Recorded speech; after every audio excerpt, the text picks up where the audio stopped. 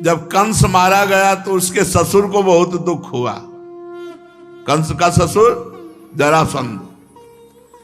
अस्थि और प्राप्ति ये दो बहुत उसकी दुलारी पुत्रियां थी। कंस महाबली था, इसलिए इस महाबली कंस को ब्याह दी थी। जब सुना हमारी बेटियां विधवा हो गई, कंस ने ऐसा पराक्रम प्रकट किया था कि प्रसन्न होकर के जरासंध ने ब्याह किया था। जब महापराक्रमी कंस मारा गया, अब वो बिटिया पहुंच गई पिता के पास रोई। जरासंध महाबली, मगधराज जरासंध अपनी विधवा पुत्रियों को देख करके बड़ा पश्चाताप हुआ, बड़ा सुख हुआ, तिलमिला उठा। उसने कहा मैं प्रण करता हूं एक भी यदुवंशी इस पृथ्वी में नहीं रहने दूंगा। और था ऐसा महाबली। महाभारत 18 क्षोणी सेना थी, 11 क्षोणी कौरवों की और 7 अक्षोणी पांडवों की, मिलाकर के 18। इसने 23 अक्षोणी सेना तैयार की। जरासंध ने 23 अक्षोणी सेना तैयार की और यदुवंशियों की राजधानी मथुरा को चारों ओर से घेर लिया।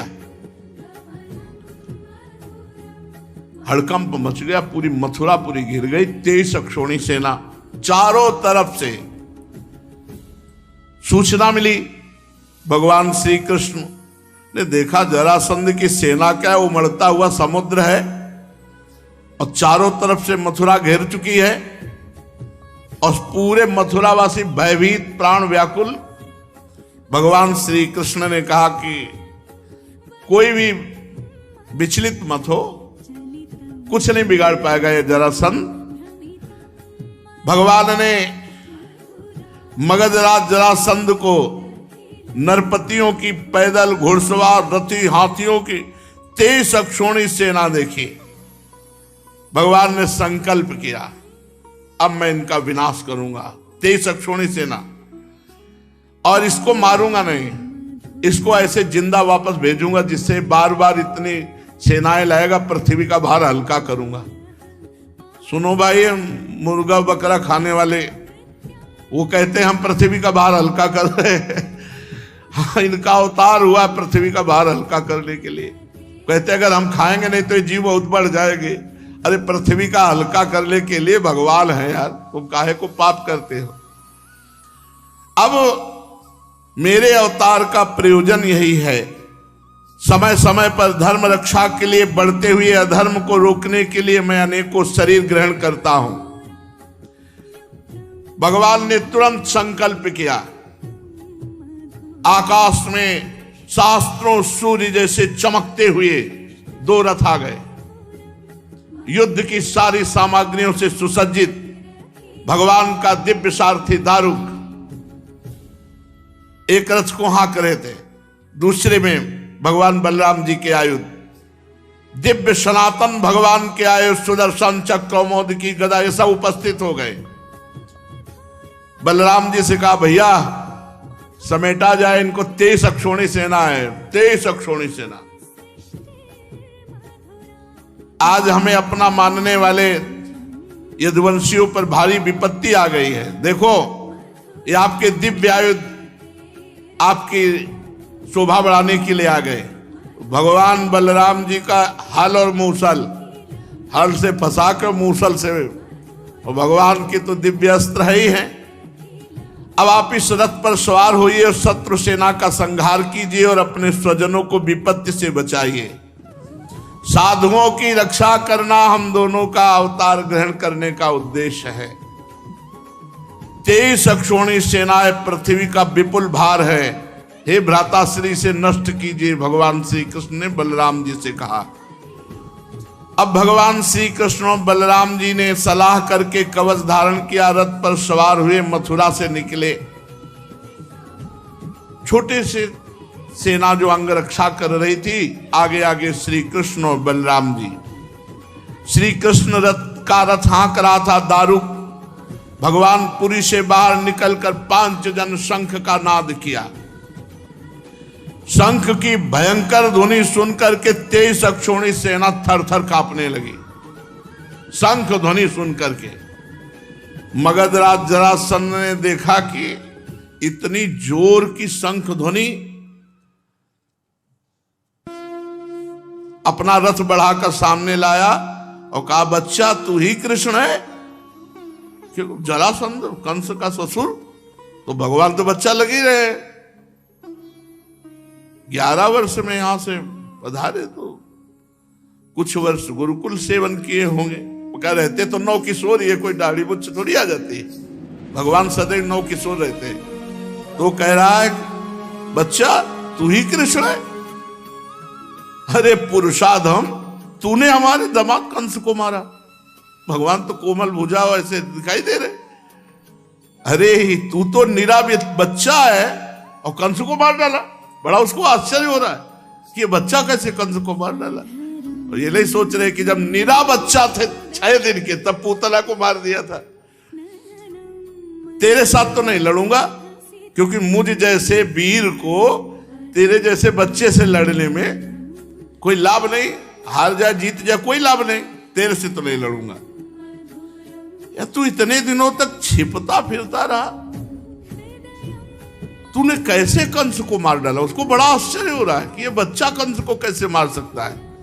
लेकिन तू अपने मामा का हत्यारा है, फिर भी मैं तेरे साथ नहीं लड़ूंगा। तू बच्चा है, जा भाग जा मेरे सामने से। ऐसे जरासंध बोल रहा है, बड़ा अभिमानी है। हाँ, थोड़ा यदि बलराम चाहे तो लड़ सकते हैं। बलराम तुम्हारी श्रद्धा है मर करके स्वर्ग जाने की। अगर थोड़ी भी हिम्मत हो तो हिम्मत बांध करके मुझसे जैसे चाहे तैसे लड़ ले। और ये नहीं समझ रहे कि पूरा अनंत ब्रह्मांड इन्हीं के फड़ पे है। शेषावतार भगवान बलराम जी, मैं अभी अपने बाणों से छिन्न भिन्न करके तुझे स्वर्ग पहुंचा देता हूं। भगवान श्री कृष्ण ने कहा, मगधराज तुम सूरवीर हो। सूरवीर तो ऐसे नहीं होते। सूरवीर तो युद्ध करते हैं, डींग नहीं हाँकते। तुम अपने बौल और परुष का तो बहुत बड़ा घमंड रखते हो। चाहूं तो तेरी अभी मृत्यु कर सकता हूं, लेकिन मारूंगा नहीं तुझे। भगवान श्री कृष्ण ने कहा, तू ऐसे बक रहा है जैसे मरने वाला सन्निपात में बकता है। बक ले। हमारे जैसे वीर तेरे जैसे डींग हाँकने वालों की बात नहीं सुनते।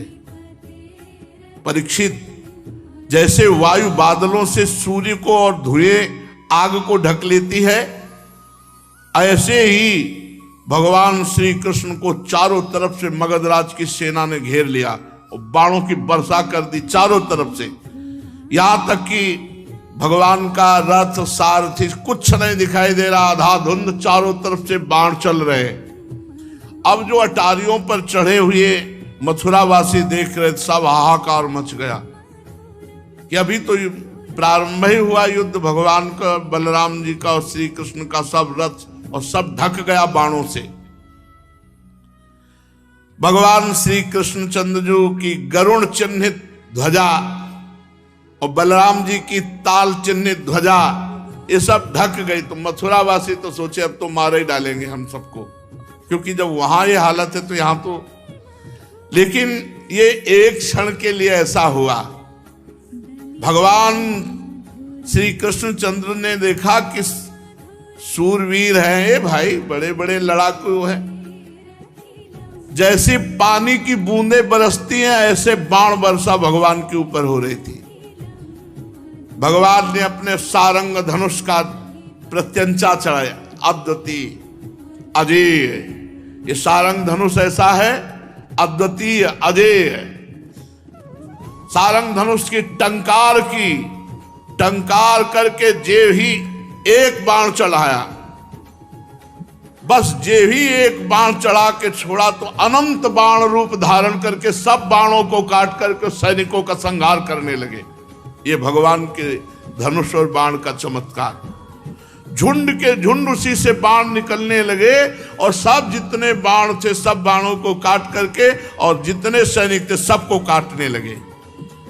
भगवान बड़ी फुर्ती से अलाप चक्र की तरह घूमकर चारों तरफ बाण संधान। हाथी, घोड़े, रथ, पैदल, चतुरंगनी सेना का संहार होने लगा। भगवान के बाणों से हाथियों के सर कट गए और मरकर गिरने लगे। बाणों की बौछार से घोड़े, मनुष्य, जो सबको, पैदल सेना की बाहें, जांग, सिर अलग अलग कटकर गिरने लगे। अमित तेजस्वी भगवान बलराम जी ने हल और मूसल संभाला। हजार हजार, 10-10 हजार ऐसे हल में फंसा कर एक ही मूसल में राधे श्याम कर देते। अब भगवान बलराम जी का बल, अरे पूरी पृथ्वी ब्रह्मांडों को सरसों की दाने की तरह अपने फण में धारण किए हुए है। बड़े बड़े दिग्गज बलशाली हाथियों को मूसलों की मार से सब नष्ट कर दिया। अब वहां भयानक पहाड़ लग गए। 23 अक्षोणी सेना, जरासंध की वो सेना समुद्र के समान दुर्गम, भयावह, बड़ी कठिनाई से जीतने योग्य थी। थोड़े ही समय में भगवान श्री कृष्ण उधर छोड़ दिया सुदर्शन चक्र, साफ करता चला जा रहा है गर्दने, चाहे हाथी हो, चाहे घोड़ा हो, चाहे मनुष्य हो। कुछ ही समय में 23 अक्षोणी सेना का विनाश कर दिया। सारे जगत के स्वामी भगवान श्री कृष्ण के लिए तो खिलवाड़ है, वो संकल्प करे तो अनंत ब्रह्मांड एक सेकंड में नष्ट हो जाए। खेल खेल में तीनों लोकों की उत्पत्ति, स्थिति और संहार करने वाले प्रभु हैं। उनके लिए कोई बड़ी बात है? शत्रुओं की सेना का बात की बात में सत्यानाश कर दिया। जब जरासंध की सारी सेना मारी गई, रथ टूट गया, पैदल उतर के खड़ा हो गया, शरीर में केवल प्राण बाकी रहे, बलराम जी के हल में फंसा हुआ। बलराम जी ने मूसल संभाला, भगवान श्री कृष्ण का मारना नहीं, से छोड़ दो। जरासंध ने पहले विपक्षी नरपतियों का बहुतों का वध किया है, परंतु बलराम जी की पकड़ में आने के बाद वो हिम्मत नहीं थी कि छुड़ा सके। भगवान श्री कृष्ण ने इशारा किया, मारना नहीं भैया, इसे जाने दो, क्योंकि ये फिर सेना इकट्ठी करके लाएगा, तो हमें जा जा के पृथ्वी का भार जो उतारना पड़ेगा, ये मथुरापुरी में उतारते रहेंगे, इसको छोड़ दो। बड़े बड़े सूरवीर जरासंध का सम्मान करते थे। अब उसको बड़ी लज्जा आई कि जब जिसे मैं पुरुषाधम कृष्ण कह रहा था, बच्चा कह रहा था, उन्होंने जीवन दान दिया कि जा, इतने बड़े महावीर को मुझे दीन की बात छोड़ दिया। अब उस घोर तपस्या करने लगा। तो नरपतियों ने आकर के राजाओं ने समझाया कि महाराज, यदुवंशियों में रखा क्या है, आप उनके लिए तपस्या क्यों करते हो? अभी तो हम लोग हैं ना, चलो फिर युद्ध किया जाए और इस बार जरूर विजय प्राप्त होगी। तुम्हें तपस्या में समय नष्ट नहीं करना चाहिए। उस समय मगधराज जरासंध की सारी सेना मारी जा चुकी थी। बलराम जी ने उपेक्षा पूर्वक उसे छोड़ दिया था। वो उदास होकर अपने मगध देश को गया और भगवान श्री कृष्ण की सेना में किसी एक सैनिक का बाल भी बांका नहीं हुआ और 23 अक्षोणी सेना मारी गई जरासंध की। भगवान अपार सामर्थ्यशाली है। देखो, ये वैभव संपन्न लीलाएं सुनकर हमें गर्व होना चाहिए कि हम ऐसे भगवान के दास हैं। बड़े बड़े देवता नंदन वन के पुष्पों की वर्षा भगवान श्री कृष्ण पर करने लगे। अब मथुरावासी भगवान के प्रभाव को देखकर भयरहित हो गए। भयरहित तो कंस के वध से ही हो गए थे, पर जरासंध के आक्रमण से भयभीत हो गए थे। जब जरासंध की सेना मारी गई तो पक्का विश्वास हो गया कि हम ऐसे श्री कृष्ण की शरण में कि हमारा बाल बांका भी नहीं हो सकता। भगवान मथुरा में प्रवेश किए। ब्राह्मण लोग मंत्रोच्चारण कर रहे हैं, कोई पुष्प, कोई अर्घ भगवान को कोई गले से लगा रहा है, कोई आशीष दे रहा है। और रणभूमि से अपार सोने चांदी के आभूषण सब मथुरा वासियों को बांट दिया गया और प्रधान धन महाराज उग्रसेन के चरणों में समर्पित किया गया। अब दूसरी बार फिर 23 अक्षौणी सेना, 23 अक्षौणी सेना। फिर भगवान ने 23 अक्षौणी सेना का विनाश किया, उसे खाली फिर वापस 17 बार 23 अक्षौणी सेना लाया। 17 बार, बड़ा महारथी था।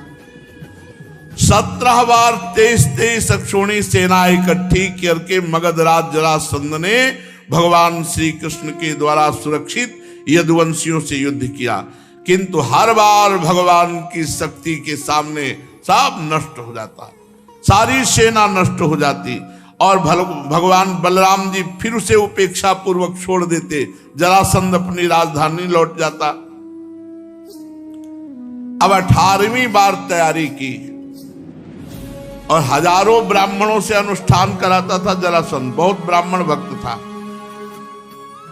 उसने ब्राह्मणों से कहा, यदि इस बार श्री कृष्ण पर विजय प्राप्त नहीं तो अभी तक पैर पूजते रहे, आगे का परिणाम समझ लो।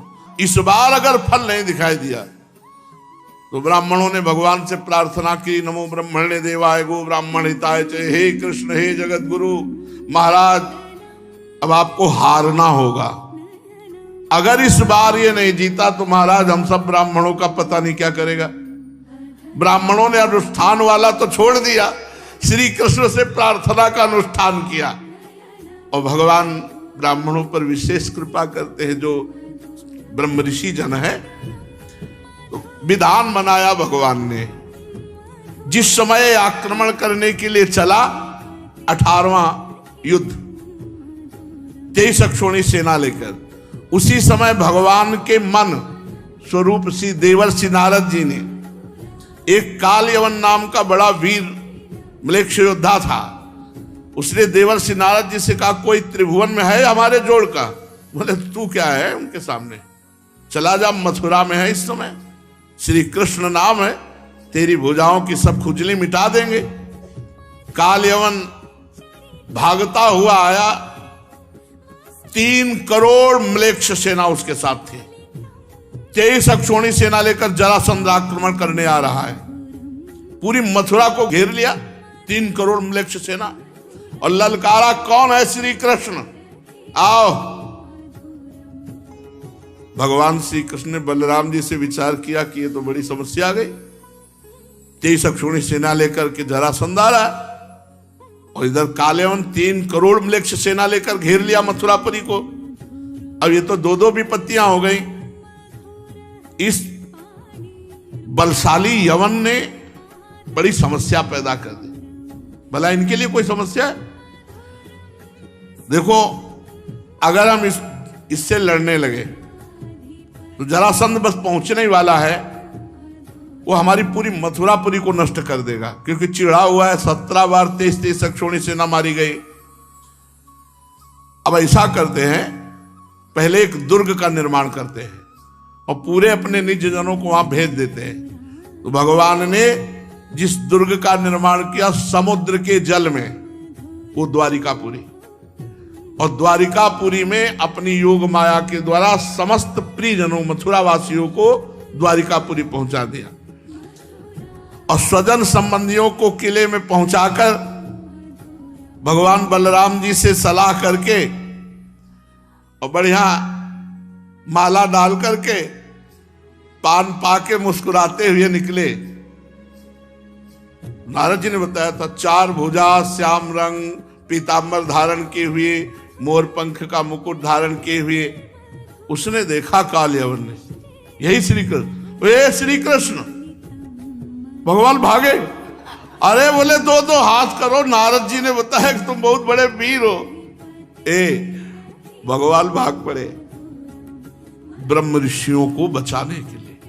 जरासंध ने ब्रह्म ऋषियों से कहा था, रोज अनुष्ठान करते हो, खीर पुआ पाते हो, 17 बार हारा हो, अगर इस बार हारा तो समझ लेना।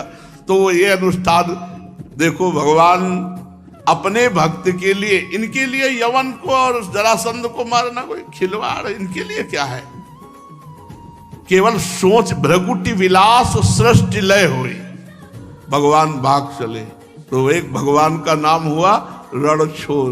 रणछोर भगवान की शेष चर्चा आगे भैया। राधा वल्लभ सिंह।